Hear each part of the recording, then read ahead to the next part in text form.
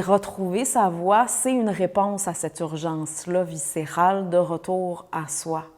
Et c'est un lieu où j'ai pas besoin de m'en rajouter davantage, où on va pas m'en demander plus, mais que je peux finalement enfin apprendre à vivre. Pas à partir du mental, pas en rajoutant plus de concepts externes ou en essayant de rentrer dans un moule, mais directement à travers mon propre corps. C'est une invitation donc à se ressentir puis à finalement avoir l'espace pour digérer.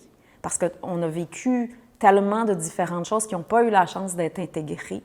Et de petit à petit revenir à ce que je ressens, à pourquoi je le ressens, puis réaliser qu'en fait, il n'y a rien qui cloche avec ce que je porte, que même mon anxiété, par exemple, qui peut être dans le chemin, finalement me pointe constamment à ce que j'ai mis de côté ou ce qui n'a jamais eu la chance d'exister ou d'être et qui attend juste d'être entendu.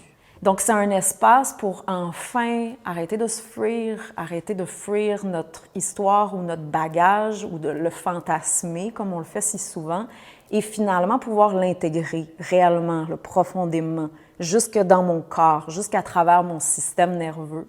Et c'est un espace finalement pour recontacter à ce qui est profondément humain en soi, ce qui est intact, ce qui est vivant mais qui a été oublié. Et ça, souvent de génération en génération.